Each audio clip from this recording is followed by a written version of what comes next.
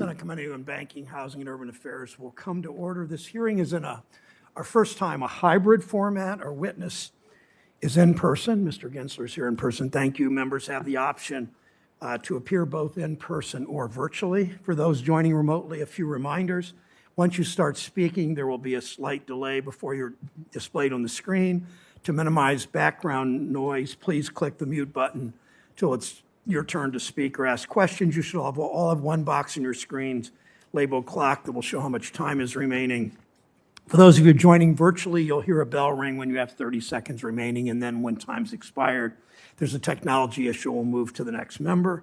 Our speaking order will be as usual, that is by seniority, the members who have checked in before the gavel came down, either in person or virtually, and then by seniority of members arriving, alternating between Democrats and Republicans.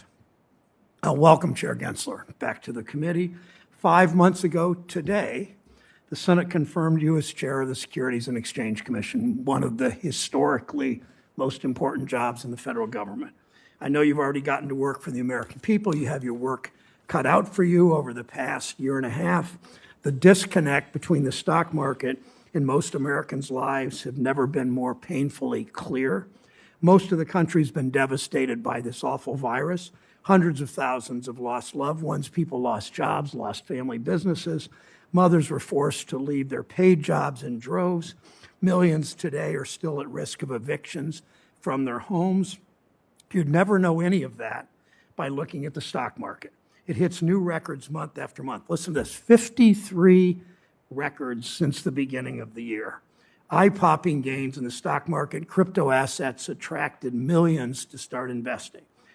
And like during past times of upheaval, the COVID crisis opened the doors for bad actors looking to seize upon people's fears and insecurity. Pandemic-related fraud, from Ponzi schemes to offers to invest in COVID-related medical care, skyrocketed last year. The SEC stepped up to educate investors and to punish bad actors. The dedicated public servants at the Commission have continued to fight for all the Americans whose pensions and 401ks and college savings are at risk. Many have been enticed by dramatic jumps in the value of new digital assets. They've dreamed of riding the coattails of professional investors and celebrities in a new wave of public offerings of more speculative investments known as special purpose acquisition companies, or SPACs. Some professional investors and celebrities make earning millions look easy. But as we're reminded time and time again through history, it's never that simple. Too often, someone's quick profit comes at the expense of workers, sometimes even entire communities. Chair Gensler, it's your job to make sure that efficient markets are balanced with strong enforcement that protects Americans from the worst Wall Street greed and careless risk, even if that means challenging practices or shady investment products that previous chairs ignored. It means working to increase transparency that the last administration simply did not take seriously. We all know that in this committee. For example, the SEC approved new human capital disclosure last year without requiring companies to provide even basic details or data. Just give us some information, we almost disdainfully said. And let's remember, human capital is business school speak for the tens of millions of Americans who work for these companies. Despite the new standard, the investor demand for essential information used to judge how companies treat and manage these workers, most companies barely provide any additional information. My colleagues have been working to improve transparency. Senator Warner of Virginia introduced the Workforce Investment Disclosure Act to get companies to provide important information on how they pay and train and invest in their workers. His bill will shed light on how companies outsource and subcontract their workers, such an important part of our economy now, something he and I have jointly written to the GAO about. Today's tech companies like to say they're more efficient than companies of the past, when in reality they hire the same number of workers. Half of them are just invisible to us under today's disclosure requirements. Senator Warren of Massachusetts introduced the Climate Risk Disclosure Act, calling for significant new public disclosures from public companies regarding the risks climate change poses to their financial results and to their operations. These bills are good policy. The largest investors have been calling for more of this kind of information. I'm a co-sponsor of both bills. Of course, this would just be a start. Transparency is only a first step to getting corporations and the biggest investors to behave better. There's much more you already have the authority to do to make markets work better for the real economy outside of investment firm and hedge fund boardrooms. For too long, the financial system catered to the big guys, left everyone else on their own. Far too many stories of how insiders game the system. Big banks abuse customers while they make record profits. Brokers who've taken advantage of customers use the system to cover up and erase their misconduct. Private equity firms buy up companies and treat workers as a cost to be minimized. Workers as a cost to be minimized. Where have we heard that before? They buy up houses, they raise rent, they evict families even during a pandemic. And of course, no matter what happens to the workers at the companies they've raided for parts, or to the families in the mobile home complex where they've jacked up the rents, or to the larger economy, the big guys, the hedge funds, the SPAC sponsors, the big banks, the brokers, the big guys seem to do just fine. That system isn't sustainable. Increasing people's trust and faith in the market, in the financial system, will lead to more saving and broader participation. Yet some of my colleagues say we should let the market sort it out. They want to tie the SEC's and your and other watchdogs' hands. We know that's counterproductive. It's the same thinking that led to a market collapse 13 years ago that's led to decades of more and more investment flowing to a smaller and smaller share of the country. The last administration subscribed to that same always Wall Street first view and left this country worse off than they found it. The damage is too vast to measure. Our economy and our markets were no exception. Investors have fewer tools to hold management accountable. Savers, that's retirees, widows, families, have fewer protection. Corruption runs rampant. Existing serious conflicts of interest have too often been ignored.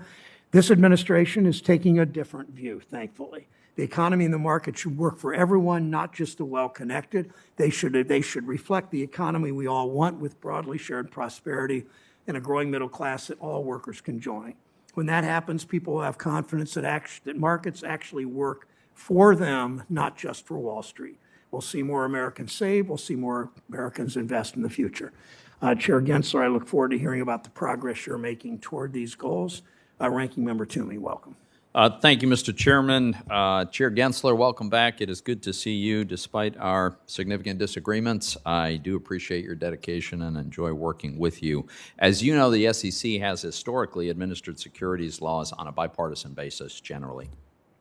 During your confirmation process, I expressed concerns that you might stray from this tradition and use the SEC to advance a liberal political agenda, such as combating global warming and advancing so-called social justice, and push the legal bounds of the SEC's authorities to pursue disclosures that are not financially material to the reporting company. Unfortunately, this appears to be exactly what you're doing. You've added mandatory disclosures on global warming and, quote, human capital, end quote, such as board and employee racial and gender identity to the SEC's agenda. You've essentially said that if large investment advisors and pension funds like BlackRock and CalPERS, who invest other people's money, if they want information about global warming or workforce diversity, it must be disclosed, even if it's financially insignificant and irrelevant to a particular business. Even President Obama's SEC chair, Mary Jo White, opposed using the SEC's disclosure powers for the purpose of, quote, exerting societal pressure on companies to change behavior rather than to disclose financial information that primarily informs investment decisions, end quote. That's exactly what you're doing. And you're well on your way to politicizing the PCAOB after firing all the existing board members. See, it's not the SEC's role nor its expertise as an independent financial regulator with zero democratic accountability to address these political and social issues. Similarly, I've worried that you would favor the paternalistic push by some on the left to restrict investor freedom under the guise of protection while actually harming retail investors.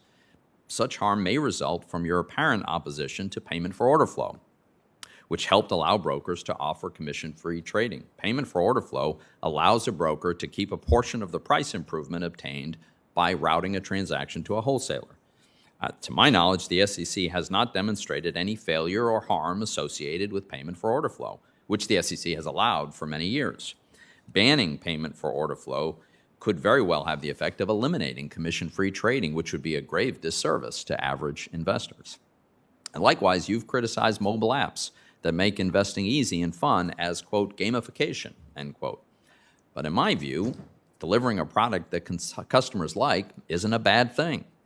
And I worry that you're attempting to fix problems that don't exist today. Today is the best time ever to be a retail investor in the United States of America. Retail investors receive the best execution. A person of modest means can share in the gains of the stock market at negligible transaction costs. We see the tightest bid-offer spreads ever. At least 4 major developments for retail investors made this all possible. Commission-free trading, accounts with no minimum balances, low or no-fee mutual funds and ETFs, and, yes, user-friendly technology like mobile apps. And investors can even voluntarily use a broker who declines payment for order flow but may therefore charge a commission.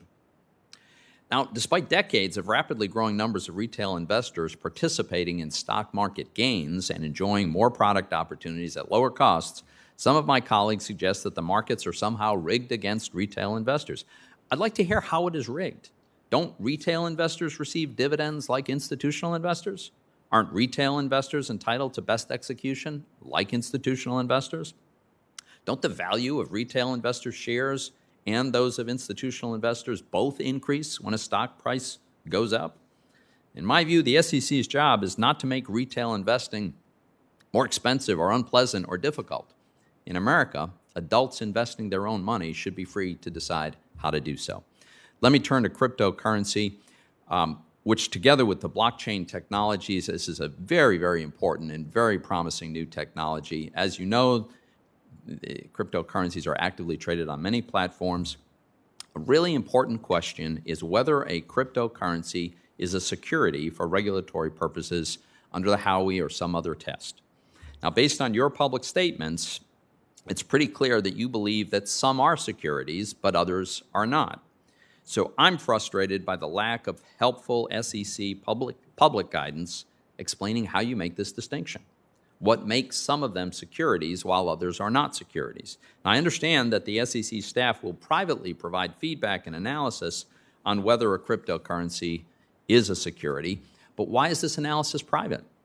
Why not publicly announce what characteristics make a cryptocurrency a security or not a security? In other words, how do you apply Howey and the Reeves tests to these new products? Why wait to make the SEC's views known only when it swoops in with an enforcement action, in some cases years after the product was launched? This is regulation by enforcement, and it's very objectionable, and I'm concerned it can stifle domestic innovation. So, Mr. Chairman, I hope we'll get a better understanding of your views on these and a number of other issues. There are many things on which you and I agree and where we could work together to protect investors, to ensure fair, orderly, efficient markets, and facilitate capital formation. I hope we can work together on these really important parts of the SEC's mission. Thank you, Ranking Member Toomey. Today we'll hear Securities and Exchange Commission Chair Gary Gensler, no stranger to this committee. This is Chair Gensler's first appearance here in this role. Chair Gensler, please proceed. Good morning, Chairman Brown, Ranking Member Toomey, and members of the committee. I'm honored to appear here before you today for the first time, as you said, as Chair of the Securities and Exchange Commission, and I'd like to thank you all for your support in my confirmation this spring.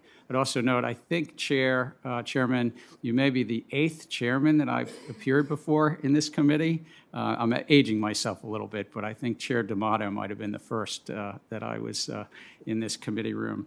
As is customary, I should note that my views are my own. I'm not speaking on behalf of my fellow commissioners or the staff. The U.S., as Ranking Member Toomey said, the U.S. is blessed with the largest, most sophisticated, and most innovative capital markets in the world. We actually represent 38% of the world's capital market, and that's when we're only about 23% of the world's economy. They're competitive, they're efficient, they're transparent. But I think we can't take our remarkable capital markets for granted. New technologies continue to change the face of finance for investors and businesses, and more retail investors than ever are accessing our markets. Our countries and other countries are also developing deep competitive capital markets as well. And though I provide greater detail in the written testimony, I'd just like to flag 3 areas for now. First is market structure. market structure is fundamental to our mission, to protect investors, on the other side, facilitate capital formation, and that which is in the middle, fair, orderly, and efficient markets. How do we do that? It's through transparency and competition in those markets. So I've asked staff to take a look at a number of market structures. The treasury market, that's the base of all other fixed income markets. The non-treasury fixed income markets, corporate bonds and municipals, which, by the way, in the U.S. are twice to 2.5 times the lending out of banks, are loaned through our capital markets. Our equity markets and securities-based swaps as well. In each of these crucial markets, I think companies and investors alike benefit if we can increase competition, lower costs, and bring more transactions out of the dark. Second is a rapid change in technology. We're living in a transformational time, perhaps as transformational as the internet itself. Now, I expect some members might ask a question or two about crypto, but actually the first thing I just want to mention is artificial intelligence. AI, predictive data analytics, machine learning are shaping and will continue to shape many parts of our economy. And while these developments, I believe, can increase access, increase choice, and lower costs, they also raise new questions about potential conflicts, biases in the data, and yes, even systemic risk. And now for the crypto, because I know that you're all, keenly interested. We just don't have, I believe, enough investor protection in crypto finance, the issuance of these tokens, the trading, and particularly the lending.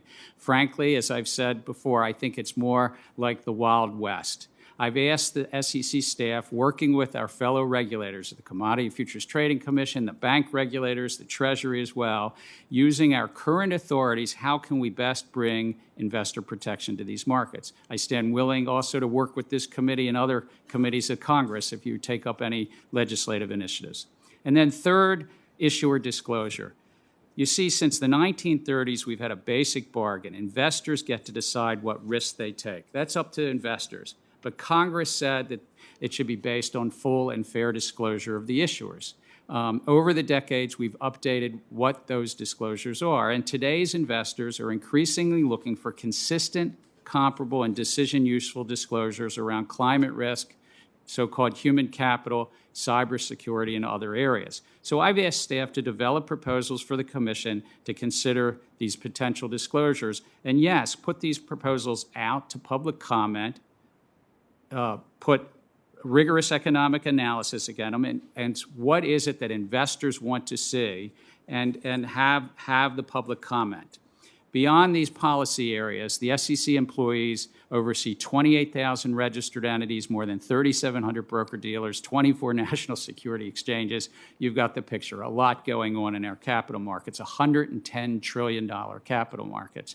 Last month, we authorized voluntary return to work, but we've been largely remote for 18 months now. This speaks to the dedication of the SEC staff.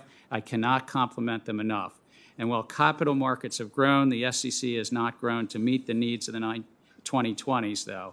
Over 5 years ago, we were about 4 or 5% bigger, and so I just think that it'd be helpful to be a little bit wise and add to our staff. I hope that you can agree with me on that. Thank you. I look forward to your questions. Thank you, Chair Gensler. How a company, as we've discussed privately and you've spoken publicly, how a company treats its employees matter. The SEC can require companies to disclose that information, but instead of crafting a rule that would provide information and data that could give real insight, the last SEC chair wrote a vague rule that companies can interpret to require as much or more often as little information as they like. That lets companies say they pay their workers a living wage with ample paid leave and retirement contributions while subtracting out half their workforce to while subcontracting out half their workforce to companies that pay lower wages with stingy benefits. We know that's a business model for many companies. Now, why is it important to have disclosure standards that are consistent and comparable across companies? I think that investing in a company, the human capital, the workforce, is a key asset. I remember when I started on Wall Street at Goldman Sachs, and we used to sell companies. And when we sold companies, we'd always have a section in that private offering memo about the employees, what they're paid, how many are part-time, how many are full-time, where they're located. retention and the like. It's even more important in the 2020s than I was young on Wall Street because it is so critical to the valuations of the company. Now, again, we'll put this out to, if my fellow commissioners concur, we'll put it out to public comment and see what investors have to say. And then their feedback is going to guide us on any final rulemaking. I think it's pretty clear investors are going to want more information like you suggest in your Goldman days. We've talked before about how Wall Street has treated the markets as a game for decades, a game they always seem to win at the expense of pretty much everyone else, including communities in Wyoming and Louisiana and Rhode Island and Ohio and Pennsylvania. SPACs, for instance, draw in companies that want to please Wall Street, sometimes make promises that they can't deliver on. Look at Youngstown, Ohio. There's a lot to unpack with what's happening at Lordstown Motors, whether or not the company is ultimately able to succeed, and I hope it does. It seems clear there were outside investors looking at this not as a long-term investment in a community with a proud manufacturing heritage and a talented workforce, but as a way to make a quick buck with no follow-through. There will always be people, of course, like that, but that doesn't mean we need to encourage risky financial mechanisms to encourage speculation over long-term investment. In a situation like that, when those investors make their money and pull out, companies break promises and workers and community pay the price. What are the risks, Chair Gensler, what are the risks that the SPAC market has highlighted over the last year, and what can we do about it? I think the special purpose acquisition companies, these blank check companies, the risk are to investors and the disclosure to the investors. I've asked staff to serve up recommendations that we could consider as a commission. But in essence, there's a lot of costs in these. And secondly, they usually have a 2-year fuse. And in that 2-year fuse, they try to go out and buy something. And a lot of the institutional investors, when that happens, sell. It's called a redemption right. And retail investors are often left holding the dilution or the significant cost of the bankers and the promoters. So we're looking at greater disclosures and also looking at if there's inherent conflicts along the way, and then again, try to put this out to notice and comment and rulemaking. Thank you. My last question. It's been 11 years since we passed Dodd-Frank. The rules on executive compensation, as you know, remain unfinished. We've seen executive compensation soar. We've watched executives leave with huge bonuses after presiding over fraud and scamming customers. The phrase golden parachute has become a cliche. It's that commonplace. Why is it important to have strong rules to claw back incentive-based compensation when executives got that compensation by breaking the rules, and why should and disclose the relationship, how important it is to disclose the relationship between executive pay and financial performance? Let me break it in two things. For the SEC, it's important to move forward because this committee and then the whole Congress with the president put it in law, and it's a mandate that we shall follow. I remember being a staffer sitting on the other side for Senator Sarbanes. I know that that's how he felt. But two, in terms of the substance, I think why Congress addressed this and put it into law is that if there's a material misstatement or omission in the financials and those financials need to be restated, then the executives shouldn't benefit.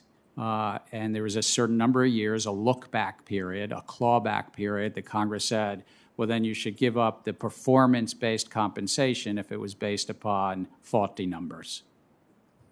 Thank you. Senator Toomey. Thanks, Mr. Chairman. Chairman Gensler, one area that appears to have nearly universal agreement is the benefit of a faster settlement cycle for equity securities. As you know, market participants seem to be confident in a T+1. My understanding is that you support these efforts. I appreciate that. I would just encourage the SEC to move ahead as quickly as reasonably possible so that that can proceed. I also think there's widespread support for fixing the money market fund rule by removing the link between the 30% weekly average liquidity and the possibility of imposing fees and gates. You and I have discussed this. I don't think there's a need for regulatory reforms that would eliminate or reduce the viability of money market funds as an investment, but improving this regulation would reduce the risk that I think the regulatory regime imposes now.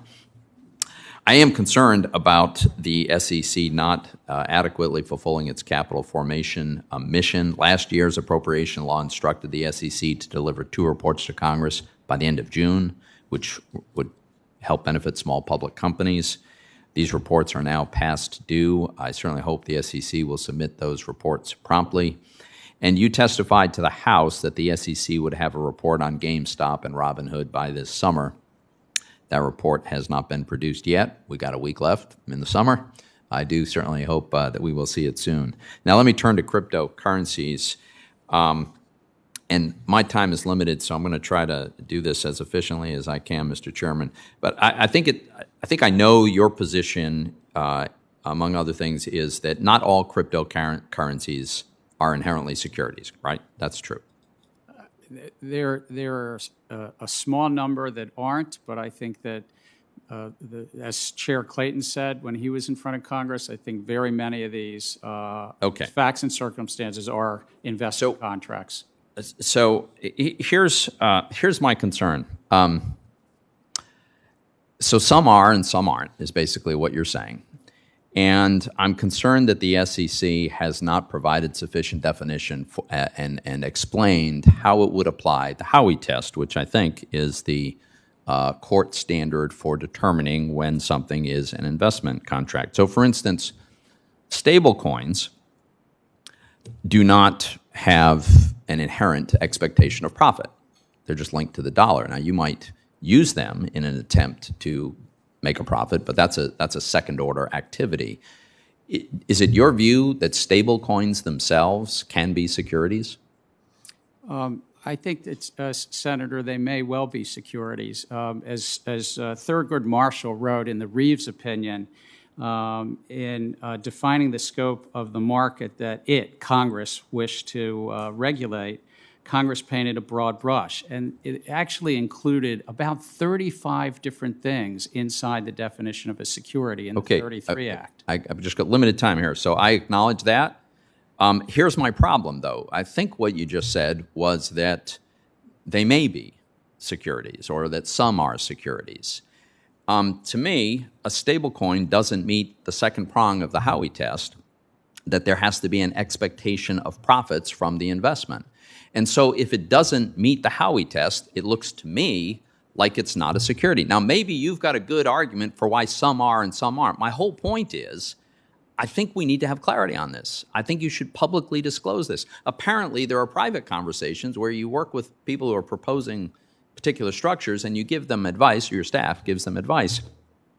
I just think we ought to have that publicly, and we certainly shouldn't be taking enforcement action against somebody without having first provided that clarity.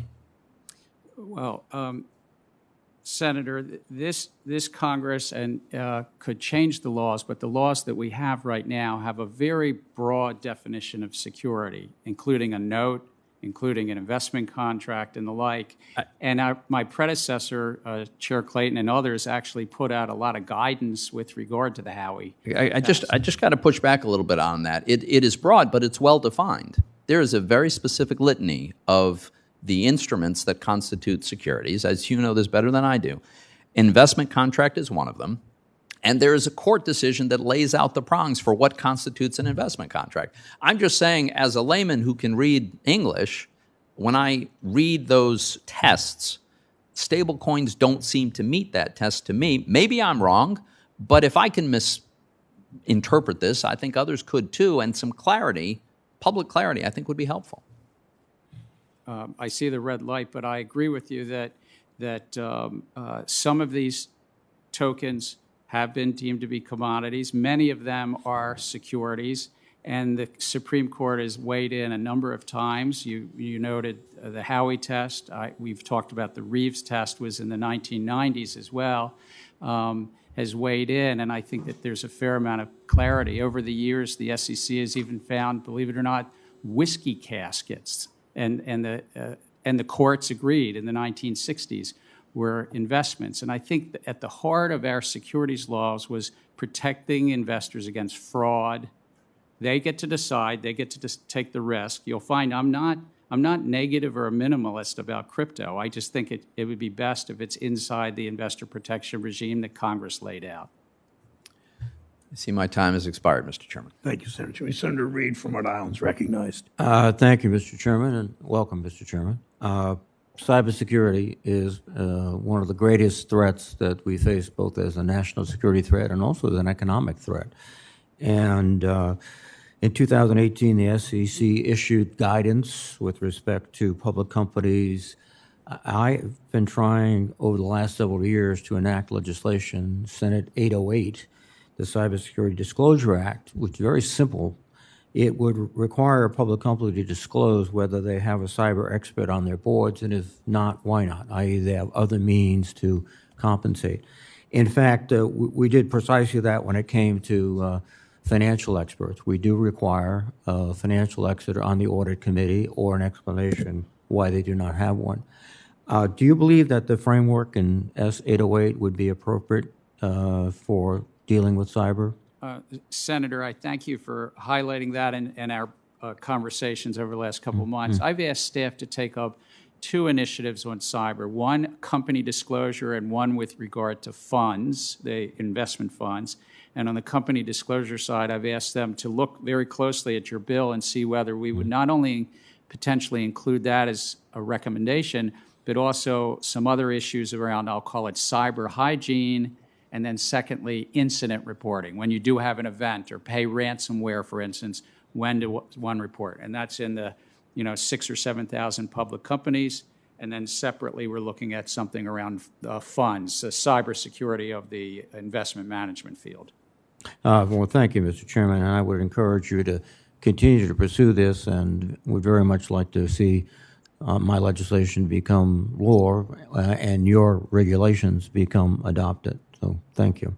Another issue that's come up, and we're all very happy about the increased retail participation in the stock market.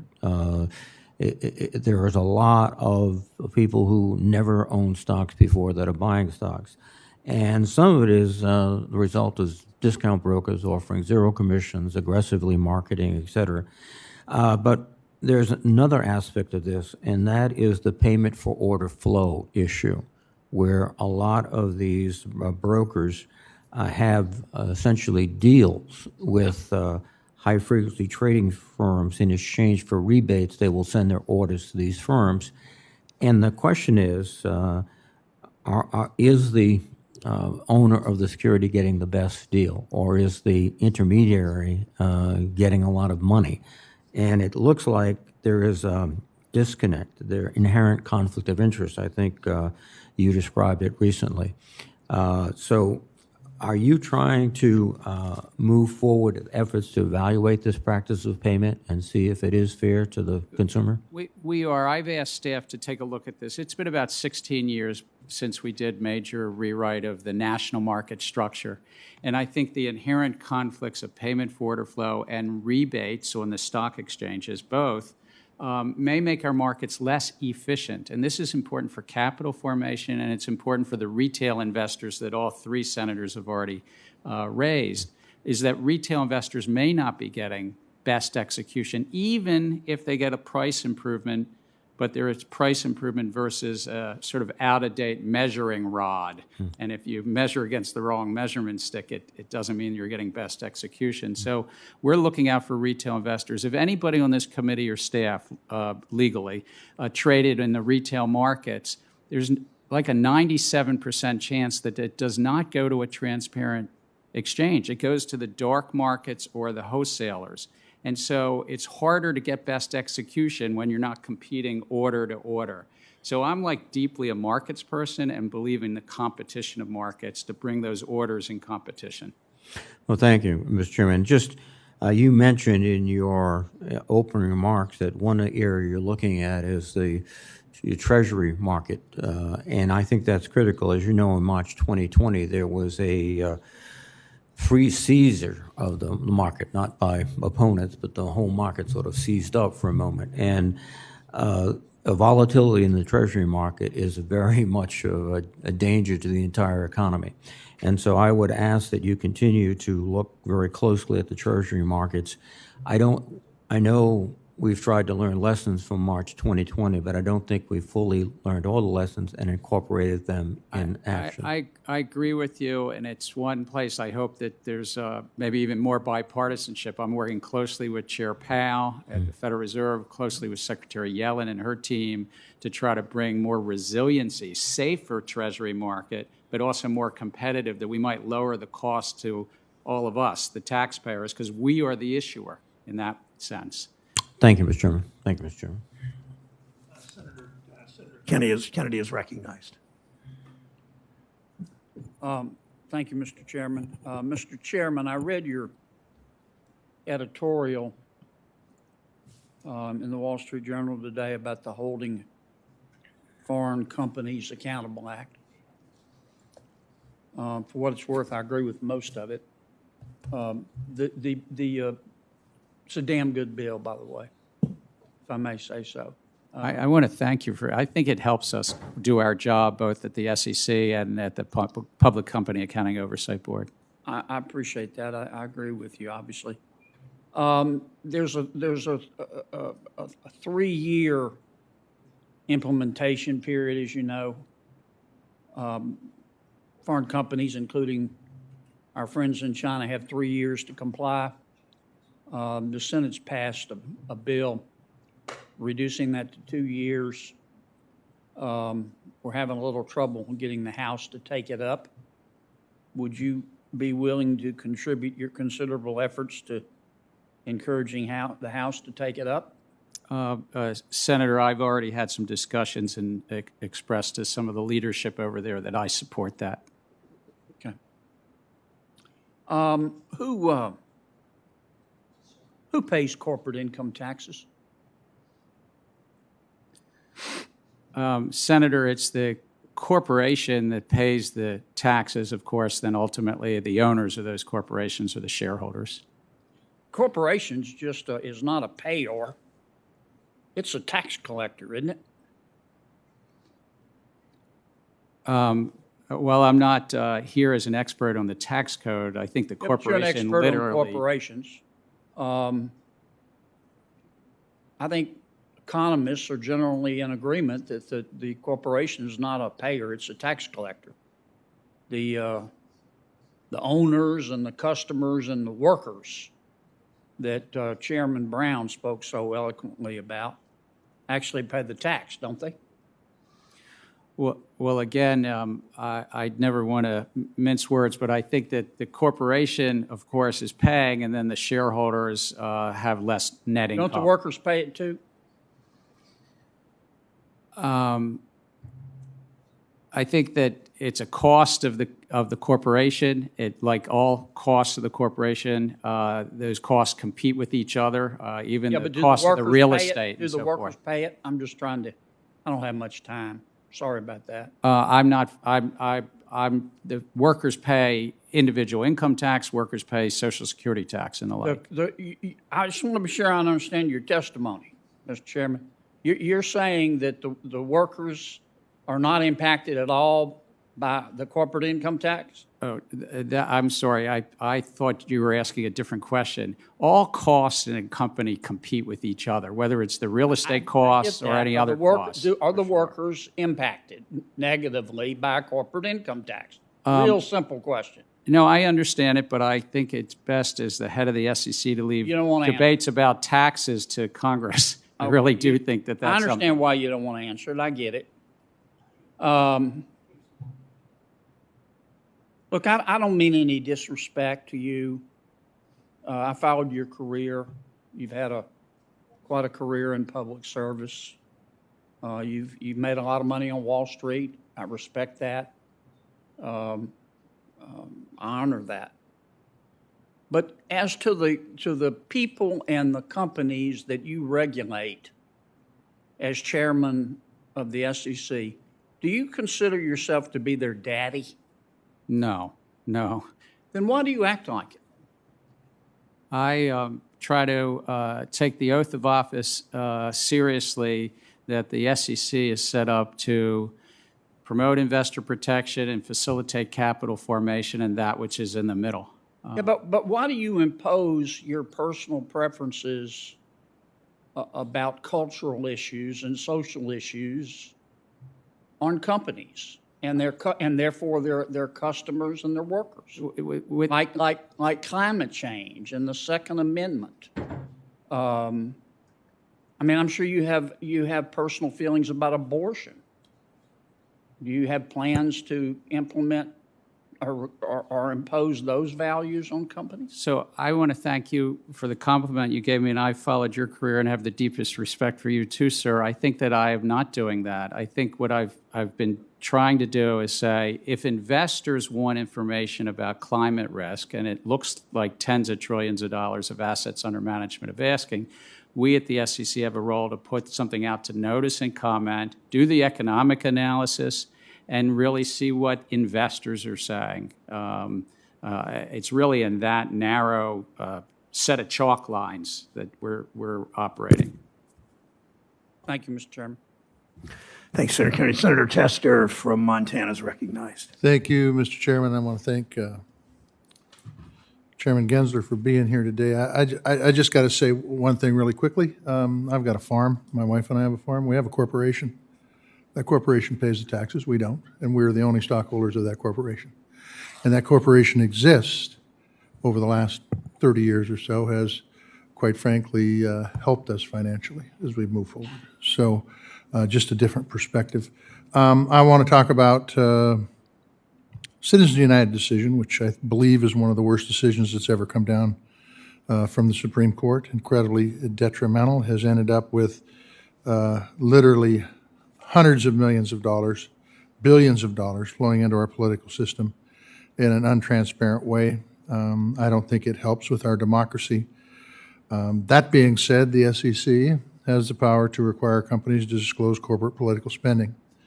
Now, the money that these companies put into campaigns may or may not be determined as being materially important, but nonetheless, it depends on who you're talking about. If somebody throws $1 million at me in a campaign, it's materially important for me in that campaign. It may not be materially important to that corporation. Right now, the current appropriations bill prevents the SEC from doing anything about these contributions. Do you believe shareholders should have access to that material information about how companies who these shareholders own spend their money? Senator, I thank you, and as you noted, there is the appropriations rider, but putting that to the side, Yep. You're asking, similar to the other issues around climate risk and human capital, to the extent that investors want to see that information, and it looks like an increasing number of investors do. Yep. I mean, we see that each of the shareholder voting periods, there's been petitions on this to the SEC and so forth. I think the SEC has a role. Similarly, put things out to notice and comment and see what the process brings. Okay, thank you. Thank you for that answer. I've talked about this in this committee before. I think we really need to take a strong look at extreme weather events. As a farmer this year, for example, this was my wife and my 44th harvest. It was the worst one by far ever due to drought and due to extreme weather conditions. If you take a look at the amount of money that the American taxpayer is putting out for extreme weather events in this country, it is billions and billions and billions of dollars, and it may even be trillions and trillions and trillions of dollars. I think it is irresponsible for us not to look at the impacts that climate has had on our lives and on our economy, because this ain't going away, and it's getting worse. And so, as chairman of the SEC, how do you view your work in considering the impacts of climate change as they pertain to your role as a regulator? So again, as I've said to other senators, our role is prescribed by Congress about the issuing companies, these 7,000 or so companies, and the investing public, and to bring consistent, comparable disclosure where investors want it. So in climate risk, investors have been asking for it, and hundreds of companies, amongst the 500 largest, I think it's 80+%, disclose something. But we can bring consistency, comparability, and make the decision useful information. For the investor? For the investor, and it would be regarding to some of the physical risks that you mentioned, but also the transition risk over time. Okay. Senator Reid talked to you a little bit about cybersecurity. Could you briefly, in the next minute, talk about the list of cybersecurity requirements that the SEC is looking at implementing? I think I'm willing to meet with you or your staff to go through. But I should have prefaced this by saying, not unlike climate change, this problem is going to continue to Yeah. get worse. I couldn't agree with you more. So there's two lists we're looking at. One is those activities, how are you managing your cyber risk? Because it's a real risk. How are you governing and managing it? And what are your sort of, I'll call cyber hygiene? Secondly is incident reporting. If you have a breach and you're paying ransomware and the like, what are you saying to the public when this occurs? Especially if you have private information. Some companies have tens of millions, sometimes hundreds of millions of the American public's confidential information then taken by the bad actor who has just breached the wall.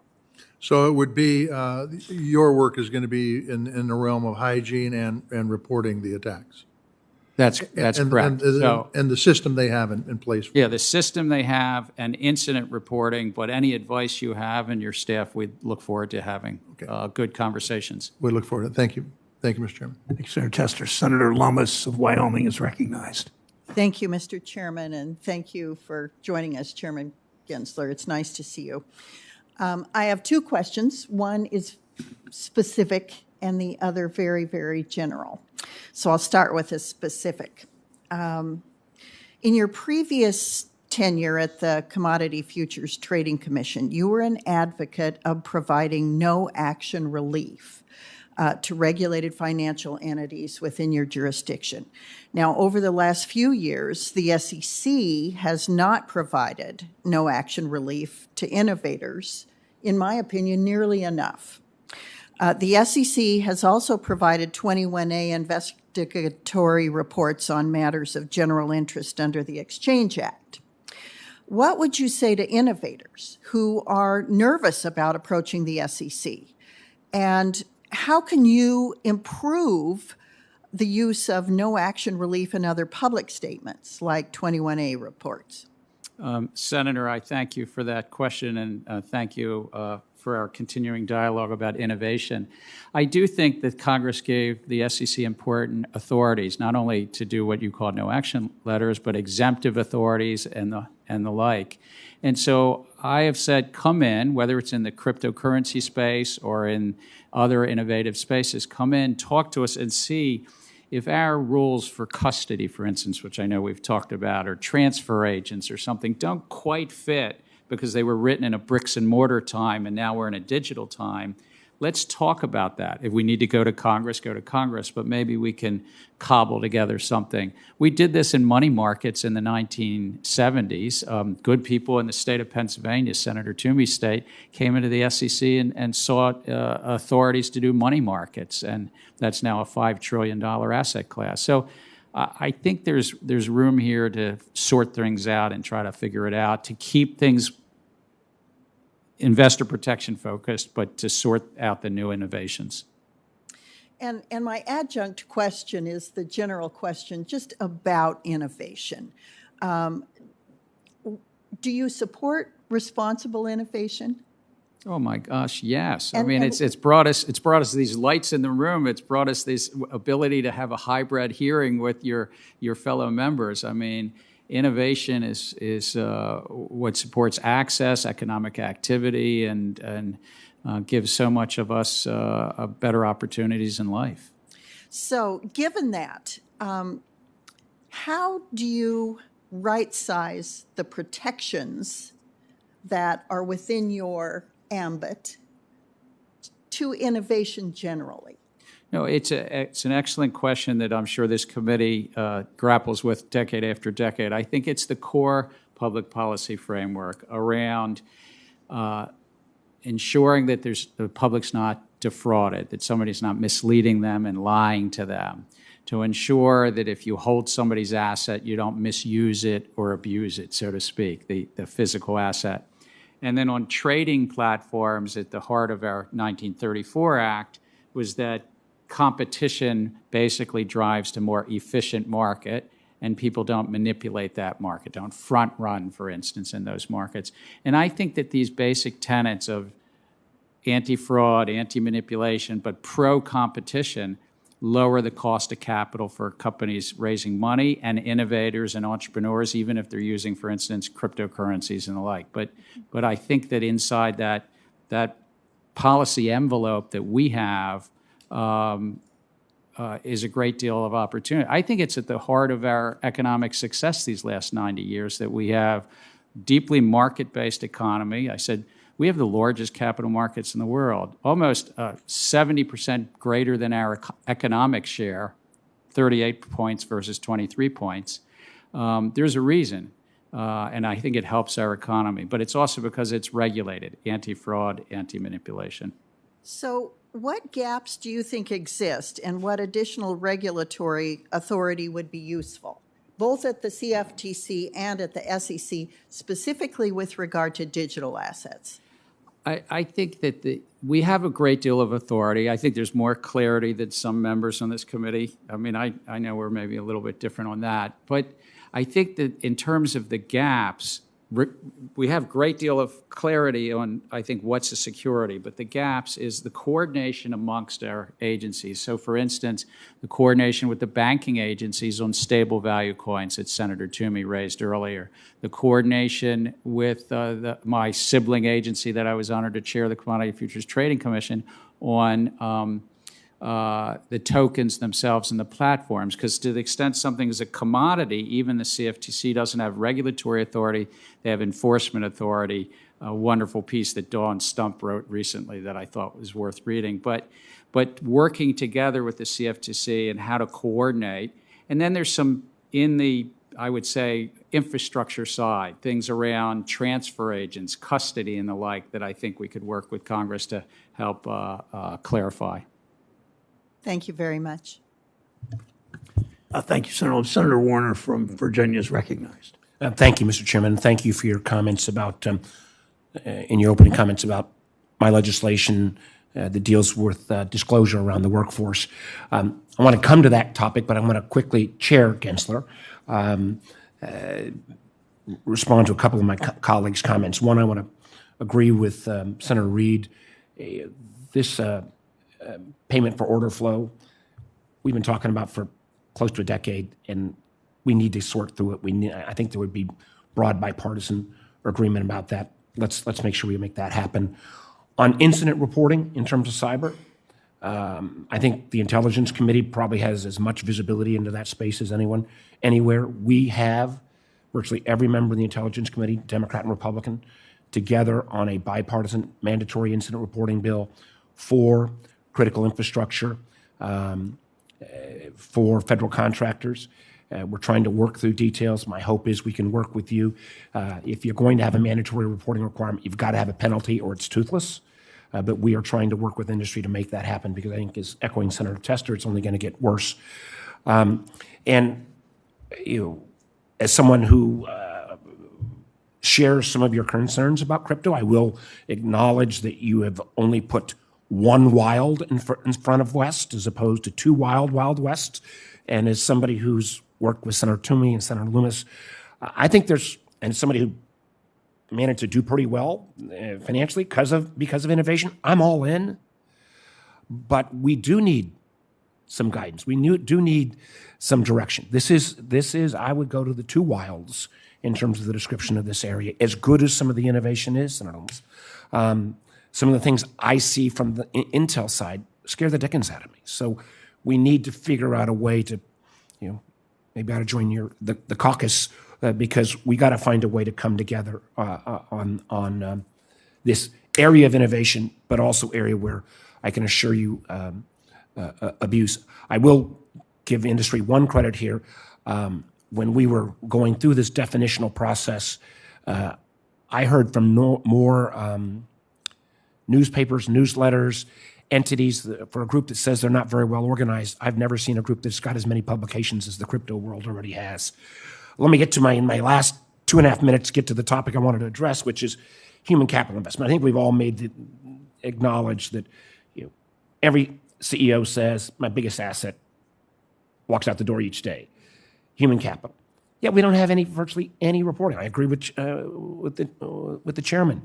You know, when companies offload their workers as contractors, they're really not putting their money where their mouth is. So I think our Workforce Investment Disclosure Act, which passed the House, I hope will be part of the guidance of what kind of activities you take. We've got to make sure we have ways, because I believe investors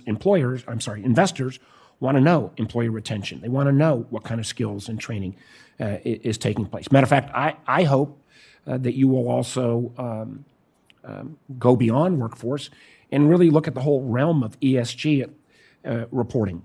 Investors want this, yet there are no standards at this point. I'm not saying we need to move to mandatory across the board, but we really need some more look there. And I do want to make sure I get a question in here. And this is, again, a topic you and I have talked about in the past.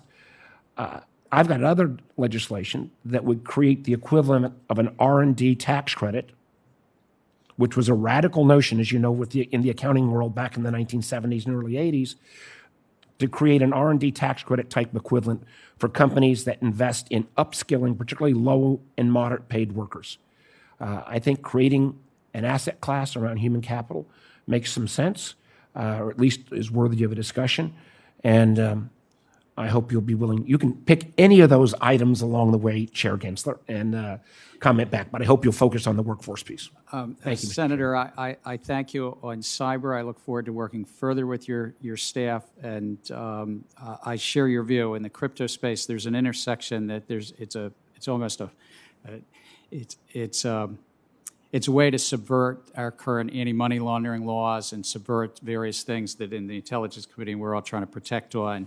I didn't use that term. I want to be respectful. I mean, I just used one wild. I do look forward to getting out to your great state of Wyoming when all these masks go away and everything. But on the workforce, just to say, we have looked closely at your bill and other committee members. It's like ultimately what investors tell us during the notice and comment period too. So when we put something out, hopefully that you'll weigh in. Also, all of the members here will weigh in and say, do investors really want this information? I've always found that if you're going to buy a company or sell a company, when I was doing that at Goldman Sachs, that people really wanted to have a thorough review of that workforce. And it's ups and downs. It's an asset, and it's a critical asset. So I couldn't agree with you more on that, sir.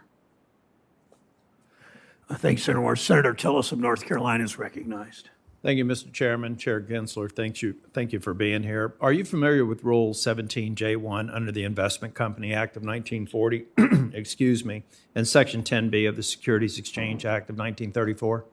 Yes, generally, sir, yes.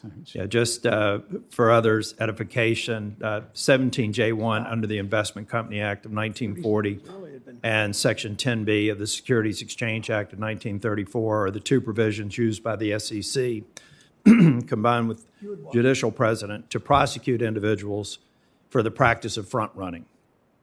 This prohibition on front running includes any efforts to do so, including via information obtained through payment for order flow. So is the practice of front running already illegal? The practice of front running is against the rules that you said, but also the exchanges. A number of the exchanges, self-regulatory organizations, have that, and it's really to protect the public, that if I put an order in, that I can get that inside the market, and somebody's not going to take that and use it in front of me. I know that you've been critical of payment for order flow, contending that it presents conflicts, excuse me, of interest for broker-dealers, and that retail customers are harmed through inferior execution quality. Do you still stand by that? I think that we need to take a look at this whole market structure, because many orders are not competing with other orders. If you placed an order to an exchange, with a broker, if you placed an order, it might be bought by one party and has been publicly disclosed. There's one wholesaler that has 50% of the market share in the retail market.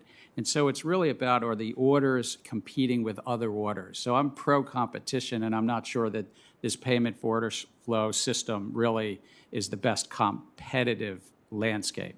Is it accurate to say there's another safeguard designed into the system, this one by retail brokers, to cure potential conflicts of interest for payment for order flow arrangements from all of their execution partners? In other words, this means that the execution partners will pay the same rate and act within the same system, essentially putting all execution partners in competition with one another, on execution quality and not payment for order flow. So I think the challenge is if a party is buying all the order flow or bulk of the order flow, then the order by order competition doesn't exist. So the retail public doesn't benefit from that competition.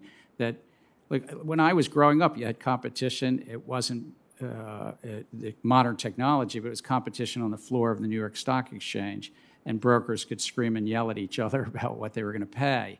Now, if one party is buying literally half the retail flow in America, these market orders, that could actually have diminished competition in the marketplace. Do you think that retail brokers should route the route orders to the market center where they have the highest likelihood of obtaining the most favorable execution for their customers? Why or why not? I've asked staff to consider the economic analysis and really think about the whole market structure. How can we lower the cost of capital formation and raise the returns for the retail public and the institutional public? And we've not updated in 16 years that national market structure. So I think it's really it's almost like a sweater where everything's knitted together.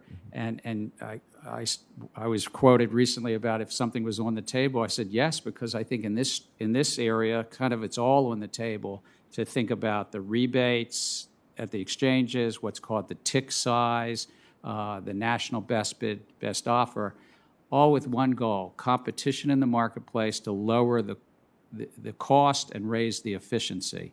That helps capital formation. It helps investors. Thank you. I'll probably add a couple of questions for the record to expand on that, but thank you for your answers. I want to talk a little bit in my remaining time about the gamification of retail investing. How would you describe gamification? It's a term that I must admit I'd only heard in the last year or so, but if I can broaden it out, it's encouraging. And do you think government should prevent gamification? I think the role of the SEC is about protecting investors. So I think the question is, are there conflicts that arise by doing behavioral prompts to encourage Senator Lummis to trade and sending Senator Lummis a different prompt than Senator Warner or Warren, and they've sort of differentially marketed to the three. Senator Warner's not If we here. go down that path, I want to be respectful of time, but if we go down that path in states like mine that have an education lottery, I think in Maryland you have a similar lottery. If we go down that path and we look at possible restrictions or eliminating gamification in the investment sector, why wouldn't we apply that same logic to lottery systems across the nation or any publicly gamified ventures? I think what I'm interested in learning, and we just put out a public comment, a request for comment, not even a rule, to ask, could you help us, the public, comment on if a platform is maximizing to revenues by marketing to each of these senators in this room differently, could there be a conflict rather than considering what's best for each of you as in your families for your investment needs? And so it's that these platforms are now optimizing based upon our Fitbit, based upon our mobile apps, based upon how we drive our cars. They're maximizing based upon all this data, and it brings us greater innovation. It's a plus to innovation, a plus to access. It can be a plus to lower cost. What we're just raising is, could it be a conflict as well if they're trying to market to everybody differently? Thank you. Thanks, Senator Tillis. Senator Menendez from New Jersey is recognized. Thank you, Mr. Chairman. Chair Gensler, good to see you. As we all know, the asset management and investment consultant industries are overwhelmingly white and male. We also know that study after study has shown that greater diversity leads to greater profitability. So in an effort to improve performance in these industries and thereby benefit everyday investors, the SEC's Asset Management Advisory Committee unanimously recommended that the SEC take several tangible, concrete actions to improve diversity in the industry in a way that is aligned with the SEC's own diversity and inclusion goals and its mandate to protect investors and promote fair and open markets. Have you had the opportunity to read the full advisory committee's report? Sir, I'm familiar with the report. I've read a summary, to be Okay. candid with you. Have you been briefed by the authors of the recommendations and the advisory committee's diversity and inclusion subcommittee leadership? I've met with the leadership of the committee. Have they advised you about it? Yeah, oh, yes. yes. Okay. Well, these recommendations, they're simple, they're straightforward. For example, one is to require enhanced disclosure requirements on gender and racial diversity of advisory firms. Some firms already report this information voluntarily. Another is to establish a procedure to allow the SEC, when it receives reports of discriminatory practices, to direct reporting parties to the government agency best equipped to investigate the complaint. None of this is particularly difficult or controversial, as is evidenced by the unanimous vote of the advisory committee. So given that broad support, can you commit to bringing these items before the commission for a vote before the end of the year so we can bring transparency and diversity to the industry and ultimately deliver better market outcomes for investors? I've asked staff to look very closely not only at these recommendations, but other recommendations with regard to issuers, but you're speaking about on the investment management side, and make recommendations up to the commission. With a full docket, I don't want to say what time that will be. It might be after the end of this year. Let me just say you've been around here for a while, and I get similar answers from every chair. And the problem is we never end up with any concrete steps to creating the diversity that everybody claims that they support. So I'm tired of hearing about we're going to study it, we're going to get more recommendations. I want to know, what is our pathway to action? So, sir, we're doing more than just studying. I've asked staff for recommendations on the issuer side, as we've talked about earlier, about human capital, and that's the 7,000 plus issuers, and that includes diversity, includes workforce statistics, as Senator Warner and I were discussing earlier as well, and Chair Brown. So I've asked to bring that up in front of the 5-member commission. It's a lot to take on to do the economic analysis, and it'd be very investor focused, because we have to live within the chalk lines. This is about investors and what investors make their decisions upon. Well, we'll be following up with you. This is an issue I've been pursuing for some time, and without satisfaction, to be honest with you. Should shareholders of companies that make public pledges expect their company to act in a manner consistent with the stated company policy? I think it's at the bedrock of our securities laws. President Roosevelt called the first act in front of Congress, the 33 Act, the Truth in Securities Law. And so you're talking about that if you make a pledge to your shareholders about building a factory or any pledge, that you not defraud the public, that it be honest rendition and of the disclosures you're making. Well, after the insurrection attempt earlier this year, many companies made public pledges to stop donating money to the 147 members of Congress who objected to Congress's certification of President Biden's victory. However, since then, many of these companies resumed their political donations in direct contradiction to their public pledges. So I don't believe necessarily that they follow what they say. So therefore, do shareholders have the right to know whether their company's political donations contradict their public commitment, and whether those companies may be supporting outcomes which might pose a material risk to the company's bottom line? If it poses, as you say, a material risk, and there's been a material misstatement to the public, that's at the center of our securities laws. Well, I look forward to seeing some enforcement in that. Finally, due to public health concerns, in November of 2020, FINRA provided member firms the option to complete branch office inspections remotely for calendar years 2020 and 2021.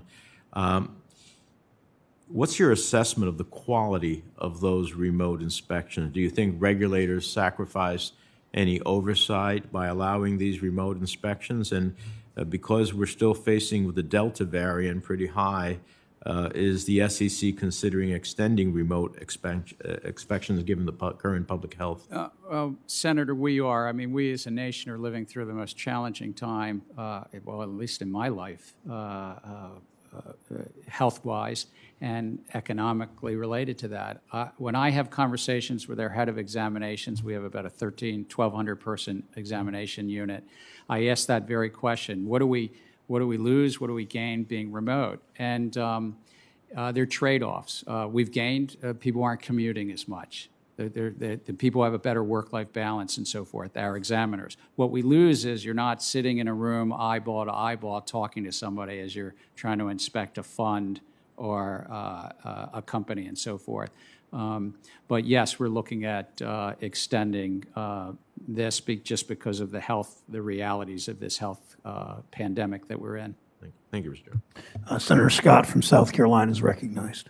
Thank you, Chairman, and thank you for holding this important hearing today. And thanks to the ranking member for his comments earlier on, his opening statements about the importance of having market accessibility to all Americans. And it seems like we've been heading in the right direction for quite some time here over the last 10 years or so. And some of the concerns I have, Chair Gensler, is that what I've seen from a policy position from you so far seems to may actually jeopardize that path to financial opportunity for the average American. I think back to my days in business when I was in the insurance and for a small time in the financial services business, that I would tell my clients oftentimes that there are really only three ways to create wealth in America. First is real estate, and one of the reasons why we focus on the American dream is synonymous with home ownership. There's no question in my mind that the fact is that you build equity in your house and you're actually building equity in this nation. It's your share of the American dream that is so powerful and important that we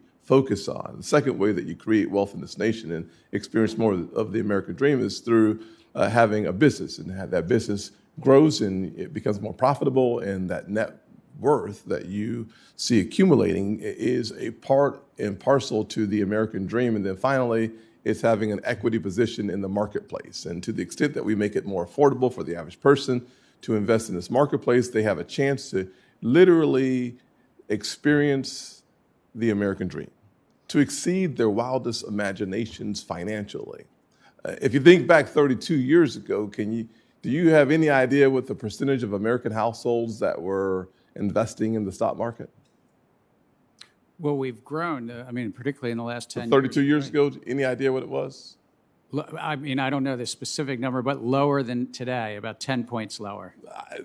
Good answer. So 32% of American households 32 years ago had access to one of the three streams that leads to creating wealth in this nation. And much of the reason why they had such limited access is because the fees to make a trade were so darn high. Imagine today the average stock price is around $119 with the S&P 500. If you invested in a stock in the 70s and 80s, your stock would have to increase to $139 before you made a penny, because you were using that increase to pay the transactional costs. Today, it's zero.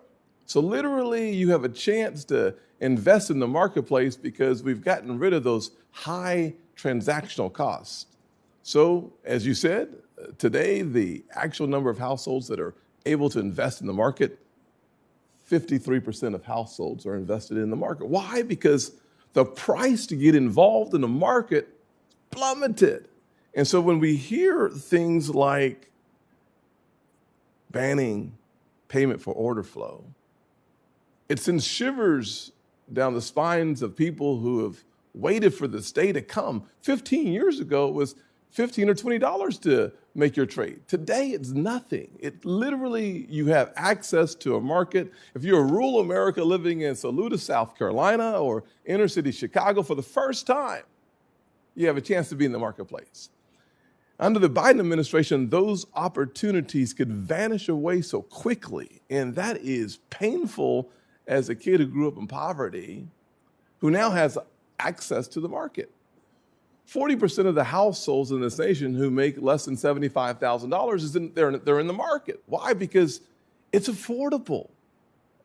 We have to trust Americans to make their own decisions on their own investments and not have a paternalistic regime helping protect Americans because they can't figure it out for themselves. And I'm concerned about that. And my question for you is, what is your plan to ensure that the existing system and the potential for innovation within that system continue so that the average retail investor benefits from that and we don't see ourselves going backwards that leads to higher trade costs so that fewer Americans are able to invest their hard-earned money in the way that they see fit? Senator, I'm sitting here thinking, one, how much my father, Sam Gensler, if he was alive today, would like you, because he would have agreed on your 3 points about real estate, start a small business, which he did. He never had more than 30 employees. And as a kid, he used to toss us value line tear sheets, and he'd say, what do you think of this stock? And he'd try to buy 50 shares of something. Yes. I couldn't agree with you more. In terms of the retail investing, I think that's a positive thing in America, and it was when I was a kid as well. On the cost, we can always do better. And what I'm saying is technology is driven down and competition is driven down the cost of, as you said, investing. But there's still a cost left. The payment for order flow, even if it's a couple pennies out, is a cost. So it's buried behind the scene.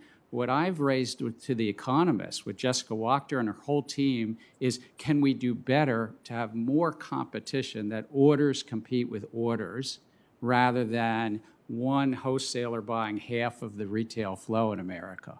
And so it's about trying to even do better in these great capital markets we have, but we can't take anything for granted. So I think we're more aligned than you.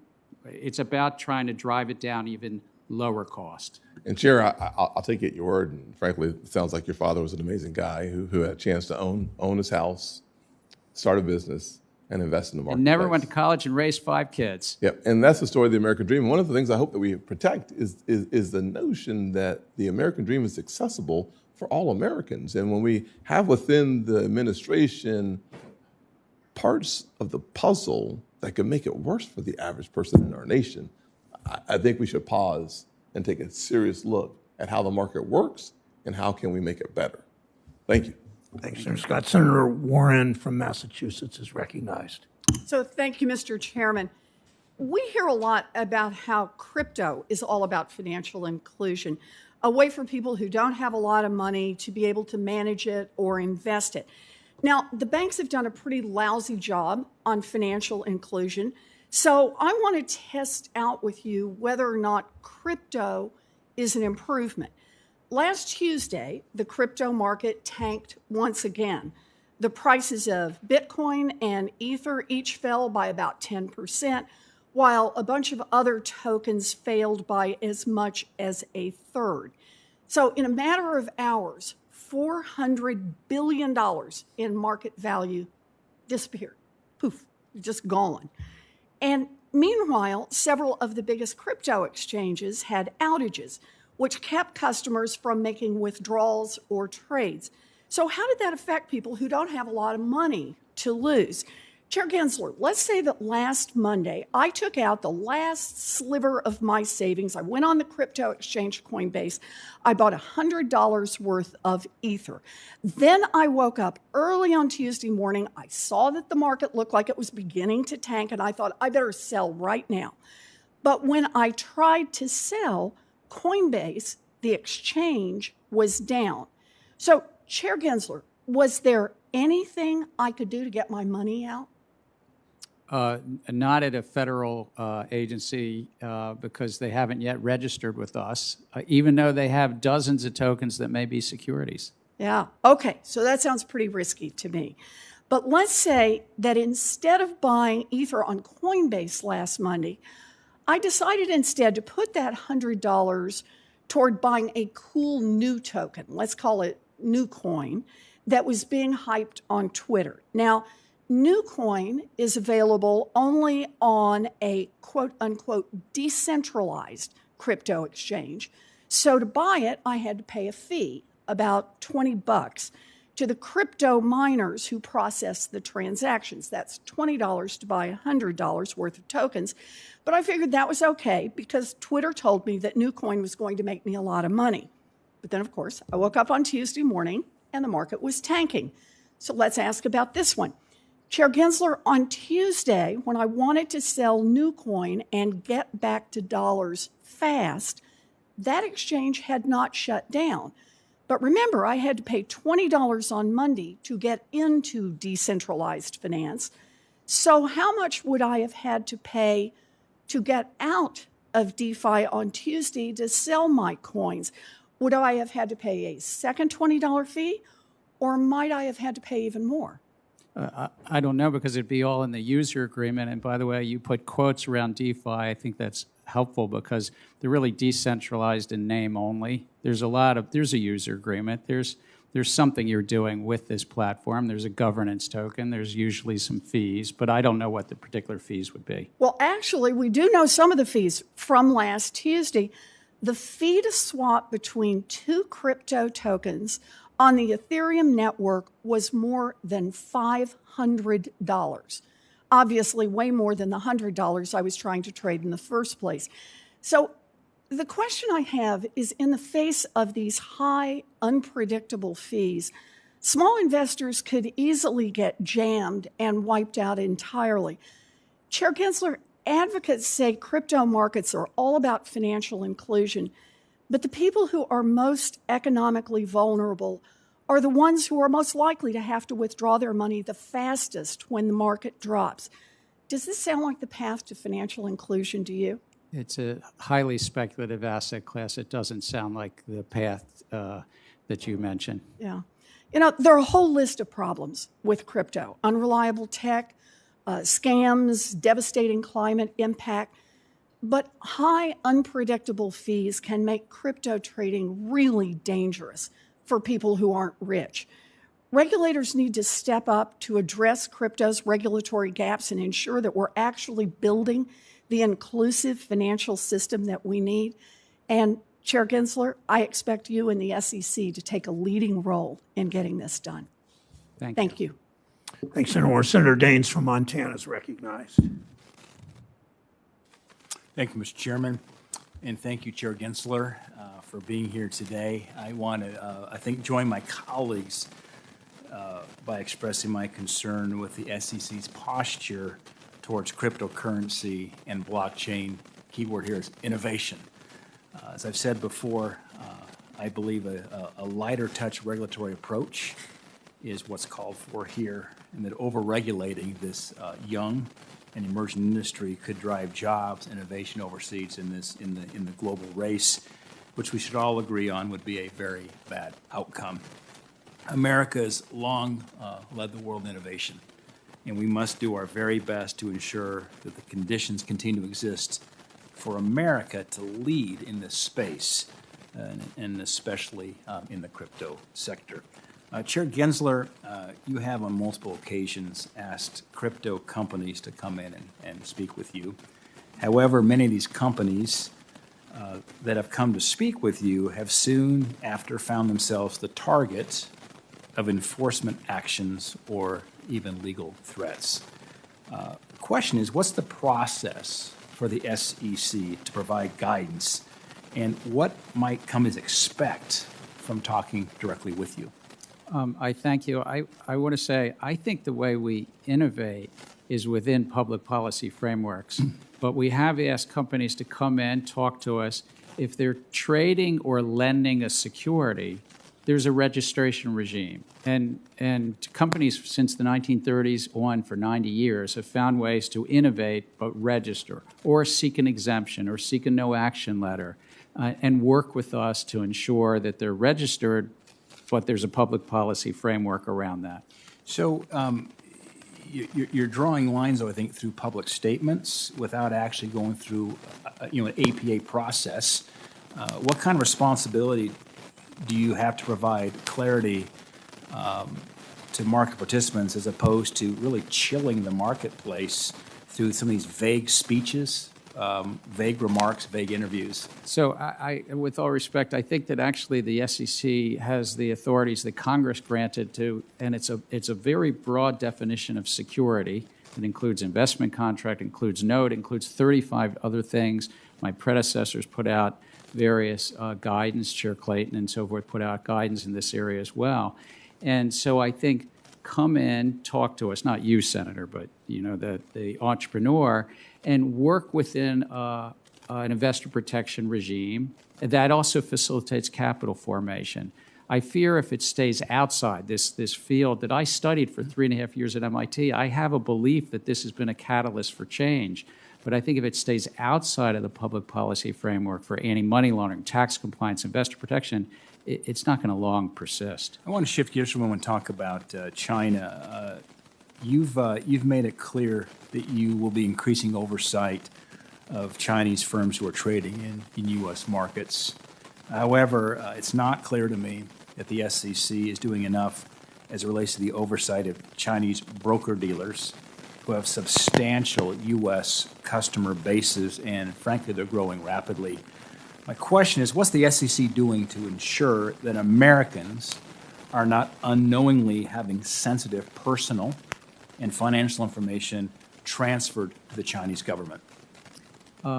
Senator, if I could ask if we could meet, one-on-one or with your staff and so forth, because I want to understand more about your concerns there, because I do think that's an important issue to ensure that Americans are protected, their personal information, their privacy is protected, just as if they were working with a U.S. firm. Yeah, it's just having spent a lot of years in the cloud computing world, it's a real threat where this data resides and the access the Chinese government would have to this very sensitive and important personal information. I want to shift to the CFTC for a moment. You've previously acknowledged the need to work together with the CFTC to provide effective oversight on the crypto market. At the same time, you've stated that, quote, many tokens may be unregistered securities, end quote. What role do you see the CFTC playing with respect to oversight of the crypto sector? And in your capacity as SEC chair, have you had any conversations with the CFTC on this topic to date? Yes, I've had some really good conversations with Acting Chair Benham. I was honored to chair that agency once as well and think the world of the agency. I think we each have respective jurisdictions. They have an enforcement authority on commodities, not a regulatory authority. We have a regulatory authority where we can write rules and we can register companies that are trading platforms or and the like. But on those trading platforms, there may be some commodities on it. So what Chairman Benham and I have been talking about is how could we partner up using our existing authorities to best protect investors. Right. Chair Gensler, thanks for your time. Thank you. And I look forward to following up on that China issue. Thank you, Senator Daines. Senator Cortez Masto from Nevada is joining us remotely. Mr. Chairman, thank you. Chair Gensler, thank you for joining us. Let me jump back. This seems to be the topic of conversation with my colleagues, the cryptocurrency. One thing I just want to verify, is the SEC sufficiently equipped, whether by regulation or funding, to appropriately ensure compliance and keep pace in the cryptocurrency market? Do you believe so? And if you don't, then what would we be doing in the committee? What do we need to know to help you with? I think you've raised both points. I think funding-wise, we could use a lot more people. I just have to be frank with you. I mean, there's 6,000 projects, and while some of those are commodities, many of them are securities under the laws, and many of the platforms are. So we could use some more funding.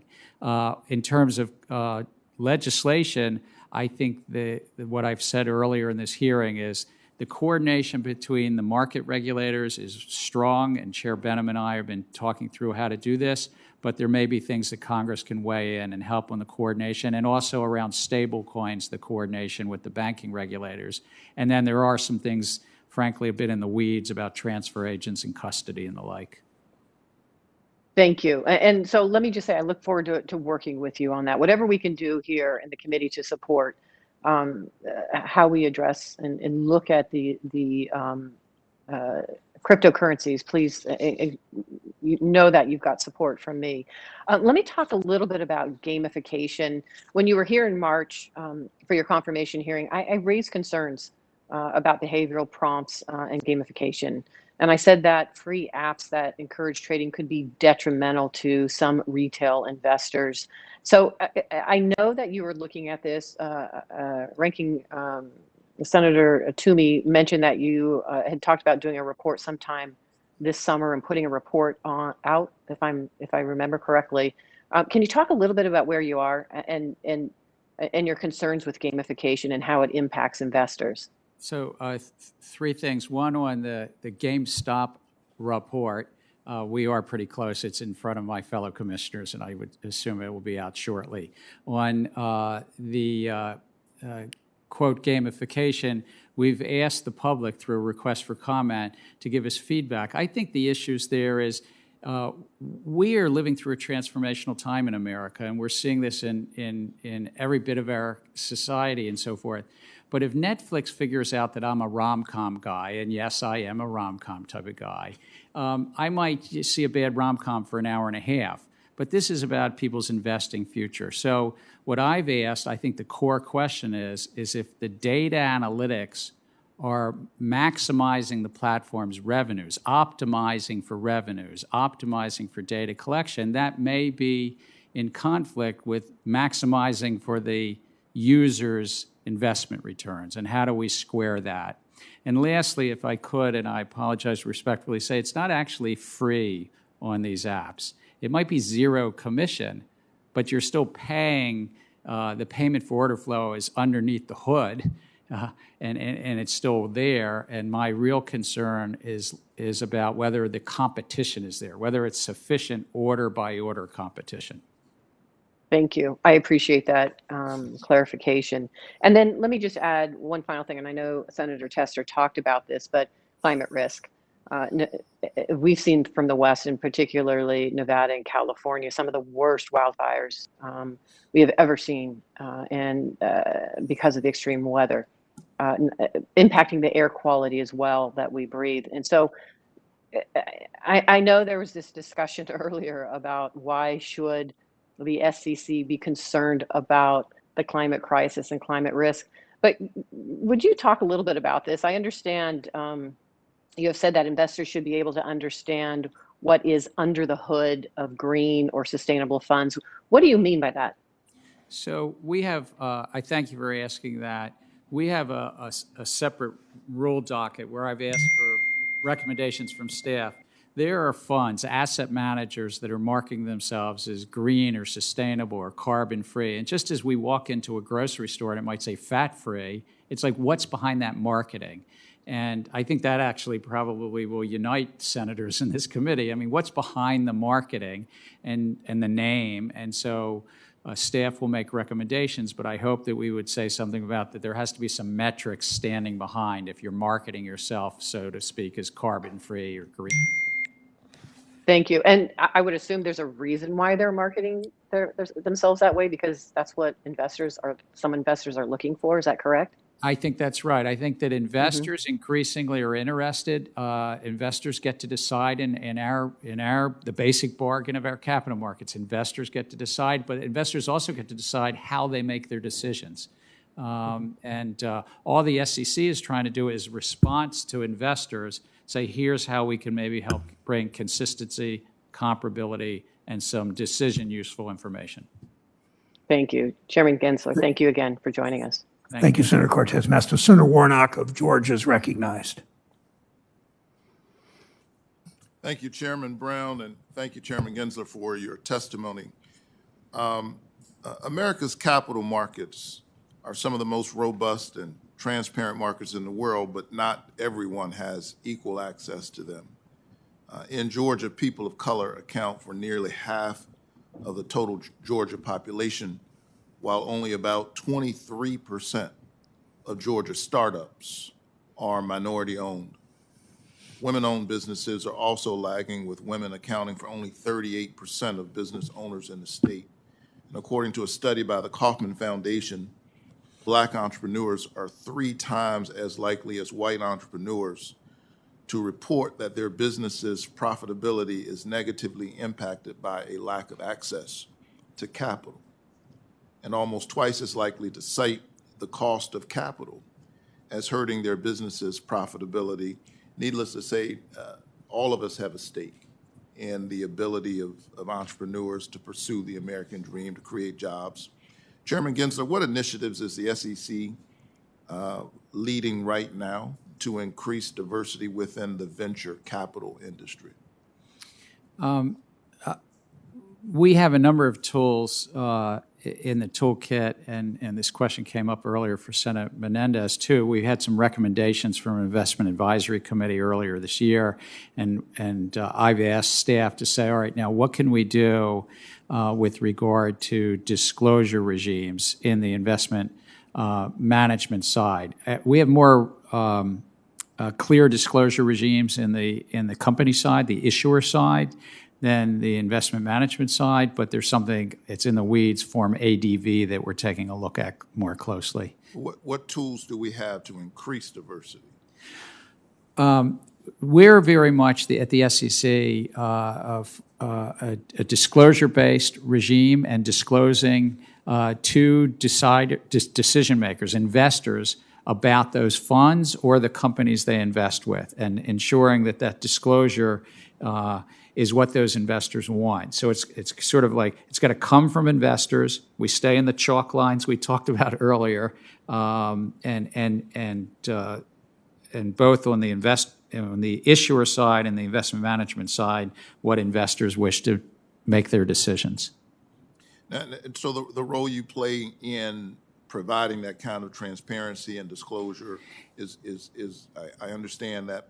Let me ask in a different way. What is the SEC doing, or in your view, what could the SEC do to help encourage investor capital funds to look outside of their traditional geographical areas for investment and opportunity in other areas of the country, and not just in big cities like Atlanta, but small cities like Augusta and Macon and Columbus? I think a lot of this happens because without intentionally doing something else, there's a way in which the way things are traditionally done has its own momentum.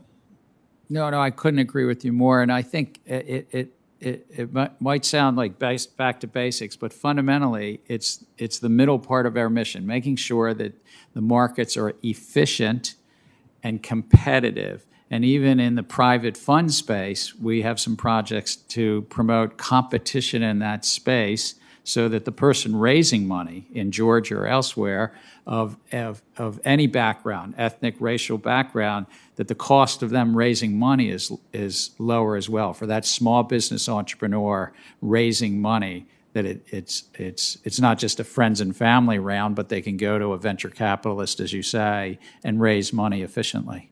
All right.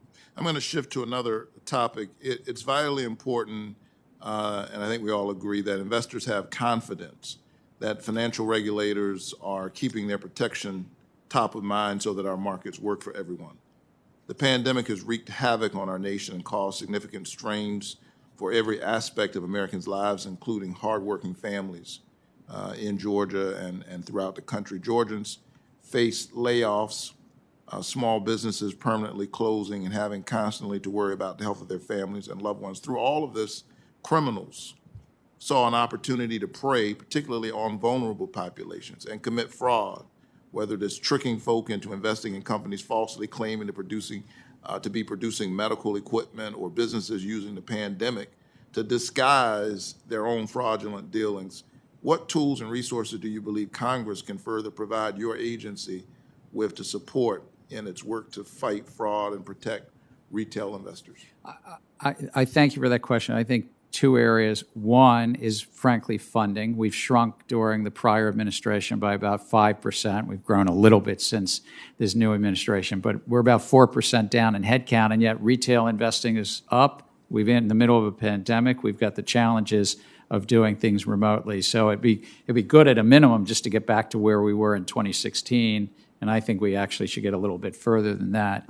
And then two, in some areas, and we've talked about the cryptocurrency area, is really just to help bring people into the investor protection remit, because right now there are many individuals in this country that have already been hurt, and they're unfortunately going to be more spills on aisle 3, so to speak, old grocery store term, but because this crypto area is trying to stay outside an investor protection perimeter. Thank you so much, Chairman. We certainly want to see job growth. We want to see the economy continue to thrive. And my first question, I guess, is about equity, and the other about integrity. We need both of these things in order for the market to perform for everybody. Thank you so much, sir. Thanks, Senator Warnock. Senator Smith is recognized from her office. Thank you so much, Chair Brown and Ranking Member Toomey, and welcome, Chair Gensler. It's nice to be with you virtually. It's good to see I have a you. very specific question to start with. Having a safe and secure retirement is a crucial goal for so many American families. And here's my specific question. Registered index-linked annuities has become a rapidly growing savings option for many Americans. In the first quarter of 2021 alone, more than $9.2 billion of these annuities were sold. So here's the problem. The SEC doesn't have a registration form for these products. Now, this might seem like not a big deal, but it is a big problem and kind of a classic bureaucratic quagmire. Because what it means is that for big portions of the year, these new products can't be registered at all. And when they are registered, reporting costs are higher. The disclosure forms have a bunch of information that actually isn't that useful to investors as they're trying to find the information that really matters. So I've introduced a bipartisan bill to fix this problem, and I'm really glad that the Consumer Federation of America, a leading investor advocacy organization, is supporting my bill. But as I think you know, the reality is that we don't need legislation to fix this problem. We don't need congressional action. The SEC has the authority to create a new registration form itself. And in fact, I think the SEC has literally dozens of product-specific registration forms in place. So my question to you, Chair Gensler, is can you commit to me today to issuing a new registration form for registered index-linked annuities? Senator, I know that we have different regimes for index-linked annuities, and so I look forward to working with you and your staff and learning more. Just 5 months into the job, I have to admit that I don't know all the details of the RILAs, but I look forward to working with you and your staff about the potential of doing, as you say, another form, because I think we do have different forms for index-linked annuities. But right. Thank you. Yeah, this is it's a specific thing, and it's something that I think we could solve relatively easily. And I hope your agency, when you are releasing your updated regulatory agenda soon, I would love to see a fix for this issue on that regulatory agenda. Again, I look forward to meeting with you and getting our staffs together to understand. I think our staffs have already chatted, but to understand it even better. I think so too. We'll follow up, and I look forward to working with you on this. So let me ask you a slightly broader question. You know, we often have conversations in this committee about risk disclosure to investors, and I think there's general agreement that the market works better when investors have clear and trusted and transparent information about the risks that businesses face, and that information is provided in a systematic way so that investors can compare risks across organizations. But some of my colleagues on this committee just take a completely different approach when it comes to risk disclosure for climate change. And this just doesn't make any sense to me when, as Senator Tester pointed out, we are seeing billions and billions of dollars in costs for extreme weather events caused by climate change. And that's not only a public sector cost, it is also a private enterprise cost as well. So right now, when companies release climate-related information, if they release any at all, it's not in a systematic format or with any specific guidelines. And I think this is a problem for investors. And it gets, as you say, the goal of the SEC should be to protect investors. It's also a problem for regulators, as Chair Powell has laid out and talked about to this committee earlier this year. So I just want to commend the work that you and Commissioner Allison Herron-Lee have done so far on climate risk disclosure. I'm glad that you're working to solicit comments on how best to address this problem, and I understand that you're reviewing those comments right now. But let me just ask you a question about this, Chair Gensler. Why do you think that climate risk disclosure is an important priority for investors to help them understand climate risk? Well, I think investors have spoken loudly to your question, and companies right now are making disclosures. They're just not consistent disclosures, and it's better when it's consistent. But why it's important is there can be physical risks as we've seen, whether it's from flooding or weather events and the like, but it also can be transition risks, the transitioning to a new economy as we globally address this. But investors are really demanding it, and the role the SEC might have is to help bring some consistency and comparability to all of this. Well, thank you. Thank you for your work on this. Mr. Chair, I don't see climate risk disclosure as a social issue. I see it as systemic risk that investors face because of climate change, and it's important that we all understand that, including investors. Thank you. Thanks, Senator. Senator Van Hollen of Maryland is recognized, and thanks for your patience, Chris. No, thank you. Thank you, Mr. Chairman. And Mr. Chairman, great to see you. Let me start by thanking you for your efforts to move forward on a rulemaking on 10b5-1 plans. Senator Fisher and I had bipartisan legislation that would have directed the SEC to look at this, because you know well that public confidence in the markets requires confidence that there's not insider trading, and I look forward to your rulemaking in that regard. I just want to try and cover a couple other points. One involves the whistleblower provisions. As you know, we have whistleblower laws designed to encourage individuals to surface cases of fraud. And beginning in 2010, a Marylander, John McPherson, who's a former forensics accountant, gave the SEC what the SEC described as, quote, extraordinary and continuing, unquote, assistance that helped the agency shut down a $1.4 billion investment scam by a company called Life Partners Holdings, Inc. Despite his substantial assistance, Mr. McPherson did not receive the whistleblower award because the company went bankrupt. And as a result, the SEC did not collect its fine. But the case did require over $1 billion for investors. As you know, in bankruptcy, all the lawyers and accountants got paid. But the person who was the most instrumental in bringing this case to light and exposing the fraud did not receive his whistleblower award. So I want to work with you in the SEC to see if you can, through your existing authorities, make sure that he gets what would normally be expected in this case, or if a change in law is required to work with us. Because I think you would agree, would you not, that we do want to continue to incentivize people to bring these cases to light? Senator, I agree wholeheartedly. I know the work that Senator Grassley did to bring this whistleblower regime into place. The SEC to date has had a really robust whistleblower program, and it's helped the American public and the investors public. But I look forward to working with your office on this matter. Right. I mean, this kind of situation obviously may discourage people from coming forward at great risk potentially to themselves if at the end of the day. What I don't know yet is whether it will need a change in law rather than something in our current authority. That's what we're exploring now with your team, but look forward to continue to do that.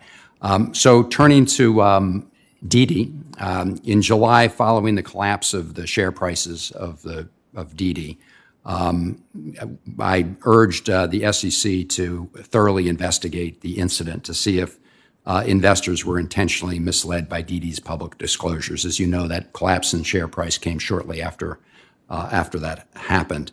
I know you can't disclose whether there's an ongoing investigation. I commend you for the statements you've made generally about reviewing listings of Chinese companies on the U.S. exchanges. Can you expand on that? And I heard Senator Kennedy also reference your op-ed piece in the Wall Street Journal regarding implementation of the legislation that he and I introduced on holding companies responsible to ensure that we're allowed to see their books through an independent entity to protect American shareholders and investors. Can you just talk about both those pieces of the need to better protect American investors? So there's about 270 Chinese-related companies in our capital markets, between $1.5 and $2 trillion, to give you a sense of scope and scale.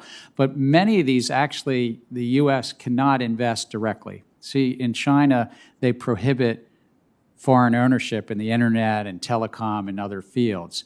So there's been a form of setting up a shell company in the Cayman Islands. That Cayman Islands company raises money in the U.S., and it has some operating arrangements with the Chinese company, which, by the way, usually is still owned 100% in China by friends and family and so forth. So I sort of got to the SEC. You all had passed the Holding Foreign Companies Accountable Act. I think there's two issues. One is after 19 years after Sarbanes-Oxley, Chair Sarbanes sitting in this chair in this room, passed, and our good friend, our Maryland mentor, I consider a mentor, passed that bipartisan bill. 50-plus jurisdictions have complied, and 2 have not, China and Hong Kong. So Congress, on a bipartisan basis, again said, let's address that. We've got 3 years. We've had discussions directly with the Chinese authorities. The clock is ticking. But I also think in the meantime, we should enhance the disclosures of the existing companies, these 200-plus companies, as to the political risk, the regulatory risk, and the real financials between China and the Cayman Islands. Thank you. Thank you, Mr. Chairman. Thank you, Senator Van Hollen. Senator Ossoff is joining us from his office. Thank you, Mr. Chairman, and thank you, Chair Gensler, for joining us. The COVID-19 pandemic has presented the most immediate and ongoing threat to the U.S. economy and the global economy over the last 2 years. But beyond the risks presented by the pandemic, Chairman Gensler, as a voting member of the Financial Stability Oversight Council and in your capacity as SEC Chair, can you please provide to this committee your assessment of the greatest systemic risks to financial stability in the United States? We work together at the Financial Stability Oversight Council on an annual report, and we're sort of in the midst of that right now. I think that systemic risk issues, something that could spill over into the whole marketplace, though our capital markets have weathered the storm of this pandemic and actually weathered, I think, better than it would have because of the reforms of Dodd-Frank and the greater capital in the system. There's still risk in the system, whether it's in the commercial real estate area, the reach for yield that a second area I'm mentioning is a reach for yield that many investors, not just retail investors, but investors more broadly, are reaching for yield. We in our country are also transitioning off of something that created systemic risk in the past called the London Interbank Offer Rate, and the transition away from LIBOR to another set of rates is, I think, being managed well, but it still presents some risk in that transition because there's $200 to $300 trillion of assets on top of that. But I'd say the biggest risk is the healthcare risk itself. And the healthcare risk and how that's managed as a nation and the economic risk associated with that are probably the biggest risks. You have a 3-part mission, Mr. Chairman, to protect investors, to maintain fair, orderly, and efficient markets, and to facilitate capital formation. Could you please inform the committee how you view climate change as impacting that 3-part mission and the actions you're going to take in order to protect investors, maintain fair, orderly, and efficient markets, and facilitate capital formation given the projections of significant negative impacts from climate change? I think that we're taking up two initiatives, and I think both of them relate to all three of the pieces. I think investors increasingly want to know about the climate risk of their companies they own. And I think by bringing consistent, comparable information and standards into this, that the companies themselves will benefit. The companies will benefit because they'll say, now we can compete efficiently in the capital markets by presenting this set of standards around their greenhouse gas emissions and around their management of climate risk. The second docket is around the fund management side, and if they're saying that they're green or sustainable or carbon-free, what stands behind that. But again, I think that helps investors make decisions and companies raise money. So I think it helps all three of our mission points. Thank you, Chairman Gensler. And returning to the question of systemic risk and financial stability, in recent testimony before this committee, the Fed chair testified about his concerns regarding money market funds and treasury markets, the performance of money market funds during conditions of financial stress in March of 2020 requiring federal intervention. And he testified regarding treasury markets, quote, that at that time the treasury market really lost functionality. The most important financial market lost functionality significantly during the acute phase of the crisis, that being the initial onslaught of COVID-19. Do you share the Fed chairman's assessment and concerns regarding money market funds and treasury markets? I thank you for reminding me. To your earlier question, I should have said the Treasury market itself does present the functioning of that market some systemic risks. 3 times, October 14, the fall of 19, and the spring of 20, we had more than hiccups inside the Treasury market. And it's about the structuring of that market. And so working with Secretary Yellen, Chair Powell, even Acting Chair Benham, I would hope we can bring more resilience through central clearing in that market, and also bringing the principal trading firms, the high-frequency trading firms, into that remit. To your other question about money market and open-end funds, we do have that on our docket. As Ranking Member Toomey asked earlier, we do hope to do that, I'd say maybe by Q1 of the year, to address money market funds around the connection between the liquidity provided and what's called gates, but also to look at the liquidity rules themselves in that market, as well as open-end bond funds. Thank you, Mr. Chairman. Appreciate your testimony. And Chairman Brown, I yield back. Thank you, Senator Ossoff. Thank you, Chair Gensler, for joining us today. For senators who wish to submit questions for the record, those questions are due 1 week from today, Tuesday, September 21st. Chair Gensler, per our committee rules, we ask that you respond to any questions within 45 days from the day you receive them. Thank you again. With that, the hearing is adjourned.